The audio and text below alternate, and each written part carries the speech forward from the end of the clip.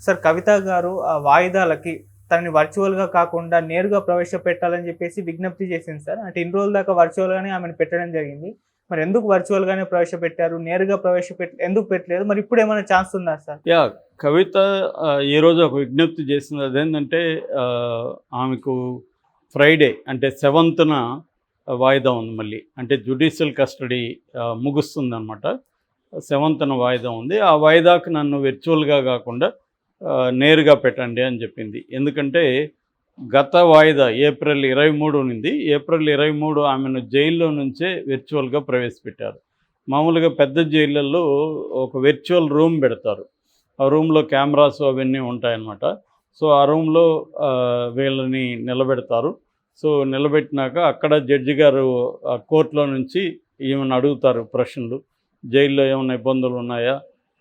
అంతా బాగానే ఉందా?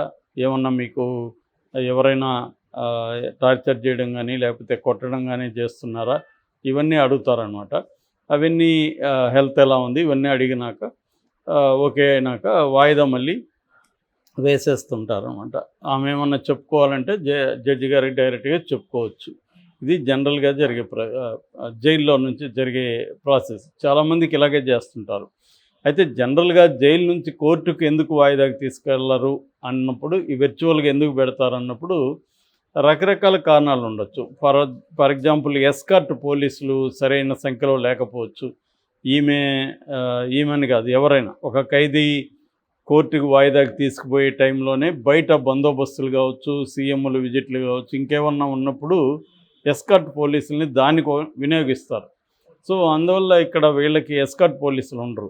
అందువల్ల విర్చువల్‌గా పెడతారు. మామూలుగా అయితే చిన్న చిన్న జైళ్ళల్లో ఎస్కార్ట్ పోలీసులు రాకపోవడం వల్లే సామాన్యమైన ఖైదీలు నెలల తరబడి, ఏళ్ల తరబడి కూడా మగ్గుతూ ఉంటారు. ఎందుకంటే వాళ్ళ కోర్టు వాయిదాకి తీసుకెళ్లరు.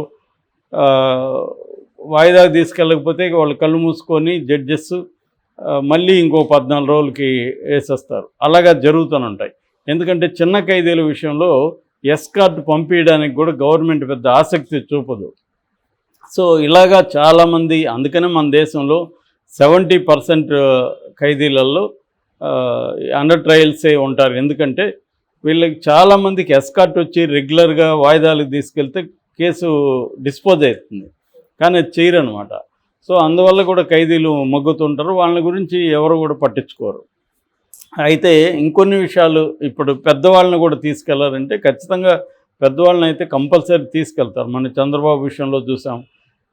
ఎవరైనా సరే పెద్ద కొంత సెలబ్రిటీ ఖైదీలు ఉంటే ఖచ్చితంగా వాళ్ళని కోర్టులో ప్రవేశపెడతారు ఆ రోజు. ఎందుకంటే అది సీరియస్గా తీసుకుంటారు కాబట్టి. మరి ఈ కవితను ఎందుకు విర్చువల్‌గా పెట్టారన్నప్పుడు అది కవిత చేసుకున్న స్వయంకృతాపరాధమే. కవిత ఏందంటే లాస్ట్ టైము వచ్చినప్పుడు ఆమె మీడియాతో మాట్లాడడం అక్కడ కోర్టులో, తర్వాత ఈ కేసు దర్యాప్తు గురించి కామెంట్లు చేయడం ఇవన్నీ చేసింది. అది జడ్జి గారికి కోపం వచ్చింది. కావేరీ బావేజ్కి కోపం వచ్చి డైరెక్ట్గా కవితనేమనలేదు, కానీ వాళ్ళ అడ్వకేట్ మోహిత్ రావు వాళ్ళతో మాత్రం సీరియస్గానే జడ్జి గారు వార్నింగ్ ఇచ్చారు. ఇంకొకసారి ఇలాంటి జరిగితే నేను ఒప్పుకోను. కోర్టులో ఆమె ఒక అండర్ ట్రయల్గా వస్తుంది కోర్టుకి. సో, వచ్చినప్పుడు ఎందుకు అవసరమైతే వచ్చిందో ఆ పని చూసుకొని వెళ్ళాలి, కానీ మీడియాతో మాట్లాడడానికి ఆమెకు పర్మిషన్ లేదు. సో, మీడియాతో ఎలా మాట్లాడుతున్నామో అట్లాగే ఈ దర్యాప్తు గురించి దర్యాప్తుని ఇన్ఫ్లుయెన్స్ చేసే విధంగా ఆమె నెగిటివ్ కామెంట్స్ చేయడం కూడా కరెక్ట్ కాదని కోర్టులో జడ్జి గారు ఈమె అడ్వకేట్స్కి గట్టిగానే వార్నింగ్ ఇచ్చినట్టుగా అర్థమైంది. సో, దానివల్ల అందుకని ఆమెను నెక్స్ట్ టైము ఫిజికల్గా అపియర్ కాకుండా జడ్జి గారు ఏం చేశారంటే వర్చువల్గా పెట్టేశారు. సో, మరి కవిత ఎందుకు ఇప్పుడు వర్చువల్గా కోరుకుంటుంది అనుకున్నప్పుడు జనరల్గా జైల్లో ఉన్న ఖైదీలు మామూలుగా బయట ప్రపంచం చూద్దాం అనుకుంటారు.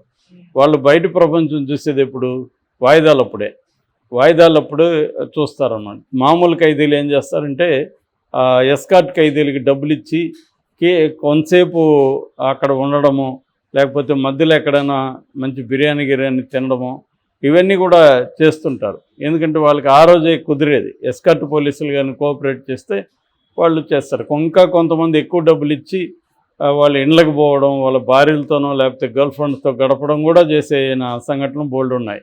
ఆ మధ్య కూడా నయీం వాళ్ళ అనుచరుడు నయీం చనిపోయిన తర్వాత ఎస్కార్ట్ పోలీసులు పర్ డే 30,000 ఇచ్చేవాడు. కోర్టులో క్లర్క్కి డబ్బులు ఇస్తే వాళ్ళ ఫైల్ ముందు పెడతాడు. అర్లీ మార్నింగ్ 11కి అంతా ఫైల్ వచ్చేస్తుంది.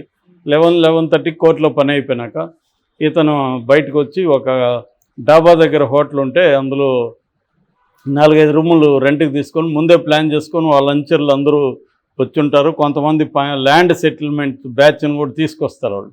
ఇతను ఏం చేశాడంటే మందు, బిర్యానీ ఈ వ్యవహారాలన్నీ చేయడం, ఆ ల్యాండ్ సెటిల్మెంట్లు చేయడం, పంచాయతీలు చేయడం అక్కడే, ఇవన్నీ చేసి ఈవినింగ్ ఎప్పుడో జైలుకి తీసుకెళ్ళేవాడు. ఇది లీక్ అయింది. ఎలా లీక్ అయిందంటే ఎస్కార్ట్ పోలీసులకి మేము వెళ్తాం అని డిమాండ్ అనమాట. ఎందుకు 30,000 వస్తుంది కదా. సో ఆ గొడవల్లో వాళ్ళు కంప్లైంట్ ఇచ్చుకున్నారు ఒకరి మీద ఒకరు. సో అలా లీక్ అయిందనమాట. దాని తర్వాత తనకి కోర్టుకి తీసుకుపోవడం మానేశారు. ఇలాగే జరుగుతుంటుంది అనమాట. అందువల్ల కవిత ఏంటంటే ఒకటి కొంత బయట ప్రపంచాన్ని చూడదాం అనుకోవచ్చు. 2 అక్కడికి వెళ్తే ఎవరో ఒకరు, ఇప్పుడు జైలు అనుకో కొంతమందే రావాలి. వారానికి 2 సార్లు ములాఖత్ ఉంటుంది. అది కూడా ఫిక్స్డ్ టైమింగ్స్ ఉంటాయి. అక్కడ మధ్యలో మనకి ఇనుప తెర ఉంటుంది. అందువల్ల ఇబ్బంది ఉంటుంది. అదే కోర్టు దగ్గర అనుకో కొంతవరకు దగ్గరకు వచ్చి మాట్లాడచ్చు ఎవరైనా. అట్లా ఆమె హస్బెండ్ కావచ్చు, ఇంకెవరైనా కూడా కోర్టు దగ్గర మాట్లాడచ్చు. అటువంటి అవకాశాలు ఆమెకు ఉంటాయి. సో అందుకని ఆమె ఫిజికల్గా అడిగినట్టుగా మనకు అర్థమవుతుంది. అయితే జడ్జి గారు ఇస్తారా ఎవరైనా తెలీదు. ఏదేమైనా ఆమె బెయిల్కి అయితే ఆల్రెడీ అప్లై చేసింది. దాని మీద వాదోపవాదాలు జరిగాయి. దాని మీద తీర్పు 6వ తేదీకి రిజర్వ్ చేశారు. సో 6వ తేదీ కానీ ఆమెకు బెయిల్ వస్తే బెయిల్ వచ్చేసి బయట వచ్చేస్తుంది. రాకపోతే 7వ తేదీ ఆమెకు వాయిదా ఉంది. అందుకని ఆమె ముందుగానే అడిగింది 7వ తేదీ వాయిదా ఉంది కాబట్టి ఆ వాయిదాకి నేను ఫిజికల్గా రావడానికి పర్మిషన్ ఇవ్వండి అని. మరి పర్మిషన్ ఇస్తుందా? ఆల్రెడీ జడ్జి గారు ఆమె మీద కోపంగా ఉన్నారు కాబట్టి లేదు నువ్వు వర్చువల్గానే అపియర్ అవ్వు అని చెప్తారా అనేది చూడాలి. అట్లా కానీ చెప్తే కవిత కొంత ఇబ్బంది. అది ఒక అంశం. రెండవది కేజ్రీవాల్కి సుప్రీంకోర్టులో ఒక ఊరట దొరికే అవకాశం కనిపిస్తూ ఉంది. ఎందుకంటే అక్కడ సుప్రీంకోర్టులో జస్టిస్ సంజయ్ ఖన్నా అండ్ త్రిపాఠి వాళ్ళిద్దరు జడ్జెస్, దీపాంకర్ దత్తా ఇంకొక జడ్జి పేరు. సో వాళ్ళిద్దరు జడ్జెస్ బెయిల్ మేము ఇచ్చే అవకాశం ఉంది అని ఈడీకి చెప్పారు. మధ్యంతర బెయిల్ అనమాట, ఎలక్షన్ల ముందు. ఎందుకంటే ఎన్నికలు ఫెయిర్ ప్లే అంటారు. ఫెయిర్ ప్లే అంటే అందరూ లెవెల్ ప్లే అంటే అందరికీ ఈక్వల్ ఆపర్చునిటీస్ ఉండాలి ఎన్నికల్లో నాయకులకి. కానీ ఈయన్ని తీసుకెళ్ళి లోపల పెట్టారు. ఆయన ఒక పార్టీకి అధ్యక్షుడు.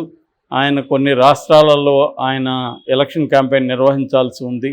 దానివల్ల ఆయనకి బెయిల్ ఇవ్వకపోతే అది నిరాకరించినట్టు అవుతుంది. ఈ లెవెల్ ప్లేయింగ్ గ్రౌండ్ అనేది ఉండదు. డెమోక్రసీలో అది ఇంపార్టెంట్. మనకి చంద్రబాబు గారికి బెయిల్ విషయంలో కూడా హైకోర్టు చీఫ్ జస్టిస్ కూడా ఇలాంటి కామెంట్సే చేశారు. చంద్రబాబు గారు ఒక పార్టీ అధ్యక్షుడు, ఆయన్ని జైల్లో పెట్టడం వల్ల ఆ పార్టీ విన్నింగ్ అవకాశాలను దెబ్బతీసినట్టు అవుతుంది, అది కరెక్ట్ కాదు అనేది ఇక్కడ కూడా హైకోర్టులో చెప్పారు. ఇదే లాజిక్ని ఇప్పుడు సుప్రీంకోర్టులో కూడా చెబుతున్నారు. సో ఈ లాజిక్ ప్రకారం మనకు కానీ ఆయనకు కానీ మధ్యంతర బెయిల్ ఇస్తే అది కొంత సంచలనం అవుతుంది అన్నమాట. సుప్రీంకోర్టు కేజ్రీవాల్కి కానీ ఇస్తే మాత్రం అది సంచలనం అవుతుంది. ఆయన బయటకు వచ్చి మళ్ళీ మోడీ మీద విమర్శలు పెట్టే అవకాశం ఉంది. ఆ రకంగా మోడీ కొంత ఇబ్బంది అని చెప్పచ్చు. సో అది కానీ జరిగితే కవితకు కూడా ఆ సేమ్ కేసు కాబట్టి కవిత కూడా అదే టర్మ్స్లో అడిగే అవకాశం ఉంది. సో ఇప్పుడైతే ట్రయల్ కోర్టుకి ఆమె ఈ పిటిషన్ పెట్టింది. ట్రయల్ కోర్టు ఇవ్వకపోతే ఇదే విషయం మీద హైకోర్టుకి వెళ్ళేదానికి advocate Mohit Rao and others రెడీగా ఉన్నారని చెప్తున్నారు. సో ఆమెను ఫిజికల్గా తీసుకురావాలని హైకోర్టుకు కూడా అడిగే అవకాశం ఉంది. ఏదేమైనా కవిత ఒక తప్పు ఏం చేస్తుందంటే ట్రయల్ కోర్టు జడ్జితో గొడవ ఎప్పుడు పెట్టుకోకూడదు. అది బేసిక్ ఇదనమాట. ఎప్పుడు మనం జడ్జి దగ్గర మర్యాదగా అనుకోగా ఉండడం ఇంపార్టెంట్. ఇవన్నీ కూడా పనిచేస్తాయి మెంటల్గా. వాళ్ళకి ఇరిటేషన్ వస్తుంది కదా, అటువంటి ఇరిటేషన్ కలిగించుకోకూడదు. జడ్జెస్ దగ్గర బుద్ధిగా ఉండడం అనేది అవసరం అన్నమాట.